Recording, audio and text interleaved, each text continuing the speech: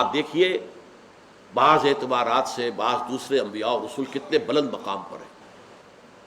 حضرت ابراہیم کی 3 نسبتیں ہیں. خلیل اللہ ہے، واتخذ اللہ ابراہیم خلیلا. ابو الانبیاء ہیں، سینکڑوں نبی حضرت ابراہیم کی اولاد میں پیدا ہوئے. تمام prophets of the Old Testament آپ پڑھیں گے، اگر آپ تورات پڑھیں تو کتنے نبی آئے ہیں 1400 برس میں. حضرت موسیٰ کس کی اولاد میں سے تھے؟ حضرت یوسف کس کی اولاد میں سے تھے؟ یعقوب کس کی اولاد میں سے تھے؟ اسحاق کس کی اولاد میں سے تھے؟ یحییٰ کس کی اولاد میں سے تھے؟ اور ماں کی طرف سے عیسیٰ کس کی اولاد میں سے؟ ابراہیم. اور پھر آخری نبی اور آخری رسول محمد کس کی اولاد میں سے تھے؟ ابراہیم. اسماعیل علیہ السلام کے نظریے سے. تیسرے یہ، ایک تو یہ کہ خلیل اللہ ہے، دوسرے یہ کہ ابو الانبیاء ہیں، تیسرے امام الناس، انی جاعلک للناس اماما. لیکن آپ کے ذریعے سے کوئی انقلاب برپا نہیں ہوا. حضرت موسیٰ، وکلم اللہ موسیٰ تکلیما.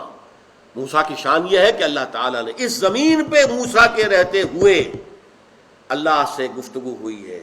اللہ نے کلام کیا جیسے کلام کیا جاتا ہے. ایک جھاڑی کی اوٹ سے کلام ہو رہا ہے. حضور سے بھی کلام ہوا ہے، لیکن وہ ہوا ہے جا کر 7ویں آسمان پر، عند سدرۃ المنتہا، وہاں کلام ہوا ہے. اس دنیا میں رہتے ہوئے براہ راست کلام نہیں ہوا، وحی آتی رہی.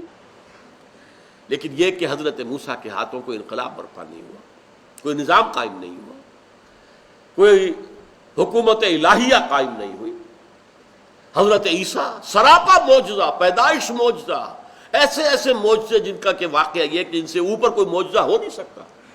خلق حیات جیسا معجزہ کہ گارے کا پرندہ بنایا، پھونک ماری اور اڑتا ہوا پرندہ ہو گیا. یہ تو خاص اللہ کا کام ہے، خلق حیات. اور حضرت عیسیٰ کے ہاتھوں وہ ہو رہا ہے. مردہ کو زندہ کر دینا، قم باذن اللہ، اور قبر میں سے مردہ نکل کر چلا آ رہا ہے اپنے اسی کفن لپیٹے ہوئے. لازارس کم آؤٹ، حکم دیا ہے، اور واقع یہ اللہ کا کام ہے. وہی دوبارہ زندہ کرتا ہے. پھر آپ کو معلوم ہے اور معجزے کتنے بڑے بڑے ان کے عظیم الشان. مادرزاد جو ہے اندھا تھا، اس کو بینائی مل گئی. کوڑھی کے جسم پر ہاتھ پھیرا ہے اور اس کا کوڑ جاتا رہا. ایسے ایسے معجزے. لیکن کوئی حکومت قائم نہیں ہوئی، کوئی نظام قائم نہیں ہوا. محمد رسول اللہ صلی اللہ علیہ وسلم کے ذریعے ایک نظام قائم ہوا. تسلیم کرنا پڑتا ہے. ایچ جی ویل جیسا شاتم رسول تسلیم کرنے پر مجبور ہوا. اس نے اپنی کتاب جو concise history of the world, اس میں حضور پر بڑے رقیق حملے کیے. اس زمانے میں جو سلمان رشدی نے جس قسم کے حملے کیے ہیں، یا بنگال کی ایک مشرقی پاکستان کی ایک خاتون تسلیمہ نسرین نے جیسے حملے کیے ہیں، اس سے کہیں زیادہ سخت حملے اس نے کیے. لیکن اسی کتاب میں جو خطبہ حجۃ الوداع پر آیا ہے، تو جیسے گھٹنے ٹیک کر حضور کی عظمت کا اقرار کر رہا ہے کہ یہ جو حضور نے فرمایا لا فضل لعربی علی عجمی ولا لعجمی علی عربی الا بالتقوی، کسی عربی کو کسی عجمی پر کوئی فضیلت نہیں، کسی عجمی کو کسی عربی پر، کسی عربی کو کسی عجمی پر کوئی فضیلت نہیں، کسی گورے کو کسی کالے پر، کسی کالے کو کسی گورے پر کوئی فضیلت نہیں الا بالتقوی.